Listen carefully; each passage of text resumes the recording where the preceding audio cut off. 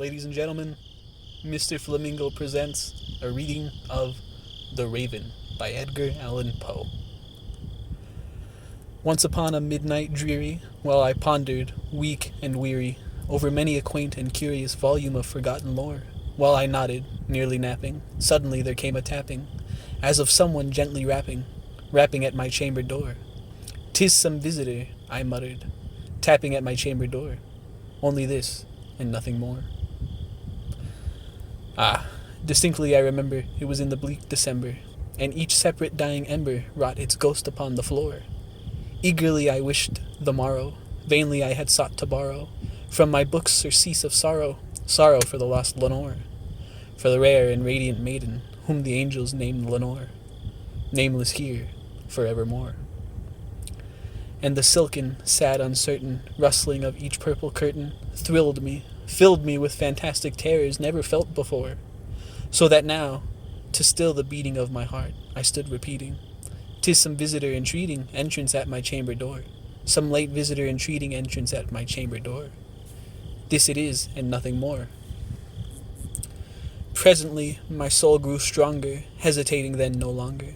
"Sir," said I, "or madam, truly your forgiveness I implore, but the fact is I was napping, and so gently you came rapping, and so faintly you came tapping at my chamber door, that I scarce was sure I heard you. Here I opened wide the door, darkness there, and nothing more."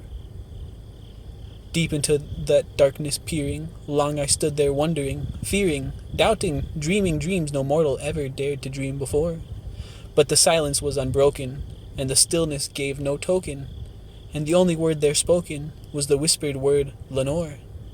This I whispered, and an echo murmured back the word Lenore. Merely this, and nothing more. Back into the chamber turning, all my soul within me burning, soon again I heard a tapping somewhat louder than before. "Surely," said I, "surely that is something at my window lattice. Let me see, then, what thereat is, and this mystery explore. Let my heart be still a moment, and this mystery explore. 'Tis the wind and nothing more." Open here I flung the shutter, when, with many a flirt and flutter, in there stepped a stately raven of the saintly days of yore. Not the least obeisance made he, not a minute stopped or stayed he, but with mien of lord or lady, perched above my chamber door, perched upon a bust of Pallas just above my chamber door, perched and sat, and nothing more. Then this ebony bird beguiling my sad fancy into smiling, by the grave and stern decorum of the countenance it wore. "Though thy crest be shorn and shaven, thou," I said, "art sure no craven, ghastly, grim, and ancient raven, wandering from the nightly shore. Tell me what thy lordly name is on the nice Plutonian shore." Quoth the raven, "Nevermore." Much I marveled this ungainly fowl to hear discourse so plainly, though its answer little meaning, little relevancy bore, for we cannot help agreeing that no living human being ever yet was blessed with seeing bird above his chamber door, bird or beast upon the sculptured bust above his chamber door, with such name as "Nevermore." But the raven, sitting lonely on the placid bust, spoke only that one word, as if his soul in that one word he did outpour. Nothing farther than he uttered, not a feather than he fluttered, till I scarcely more than muttered, "Other friends have flown before. On the morrow he will leave me, as my hopes have flown before." Then the bird said, "Nevermore." Startled at the stillness broken by reply so aptly spoken.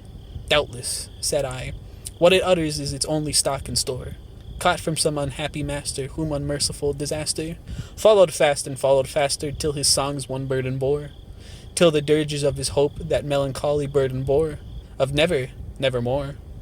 But the raven still beguiling all my fancy into smiling, straight I wheeled a cushioned seat in front of bird and bust and door. Then, upon the velvet sinking, I betook myself to linking fancy unto fancy, thinking what this ominous bird of yore, what this grim, ungainly, ghastly, gaunt, and ominous bird of yore meant in croaking, "Nevermore." This I sat engaged in guessing, but no syllable expressing, to the fowl whose fiery eyes now burned into my bosom's core. This and more I sat divining, with my head at ease reclining, on the cushion's velvet lining that the lamplight gloated o'er, but whose velvet violet lining with the lamplight gloated o'er. She shall press, nevermore. Then methought the air grew denser, perfumed from an unseen censer, swung by seraphim whose footfalls tinkled on the tufted floor. Wretch, I cried, thy God had lent thee, by these angels he had sent thee, respite and nepenthe from thy memories of Lenore. Quaff, oh quaff this kind nepenthe and forget this lost Lenore. Quoth the raven, nevermore. Prophet, said I, thing of evil, prophet still, if bird or devil, whether tempter sent or whether tempest tossed thee here ashore, desolate yet all undaunted, on this desert land enchanted, on this home by horror haunted, tell me truly I implore, is there balm in Gilead? Tell me I implore.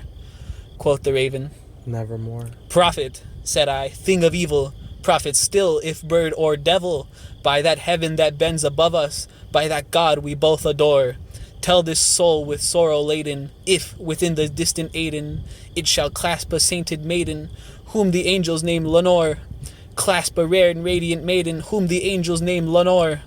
Quoth the raven, Nevermore. be that word or sign of parting, bird or fiend, I shrieked, upstarting, get thee back into the tempest in the night's Plutonian shore. Leave no black plume as a token of that lie thy soul hath spoken. Leave my loneliness unbroken. Quit the bust above my door. Take thy beak from out my heart, and take thy form from off my door. Quoth the raven, Nevermore.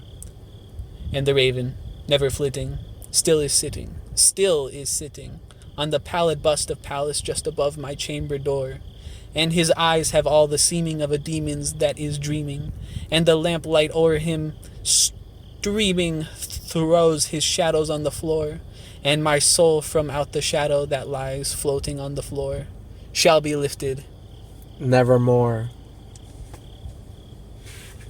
That's it. Happy Halloween.